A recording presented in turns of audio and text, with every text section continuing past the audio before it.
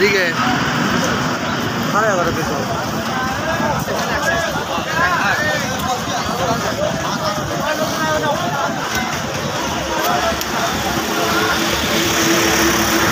জামাই মেলা মূলত আপনি জামাই হিসাবে কিনতে আসছেন না আপনি জামাইদের জন্য কিনতে আসছেন?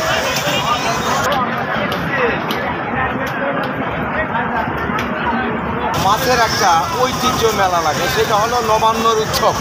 এই নবান্নর উৎসবে আমাদের আত্মীয় স্বজন যারা, বিশেষ করে জামাই মেয়ে, জামাইয়ের আত্মীয়, আমাদের নিকটতম আত্মীয় যারা, তাদেরকে আমন্ত্রিত করি আমরা। আমি যে প্রথাটা দেখে আসছি 11 সাল থেকে অদ্যবধি পর্যন্ত, তো প্রত্যেক বছর আমি মাছ কেনার জন্যই আসি। তো আজকে আমার পিচ্চিরা খুব শখ, তারা বড় মাছ দেখবে, তাই মাছ কিনে ছেলে মেয়েদেরকে জানাতে চাচ্ছি যে নবান্নের উৎসবটা কালায়, এটা যেন সারা জীবন এরকম আনন্দে উল্লাসে কাটে যায়। আমি জামাই মেলাতে এসেছি আমার মায়ের সাথে, আমার বাচ্চাদের নিয়ে জামাই মেলাতে মাছ কেনার জন্য।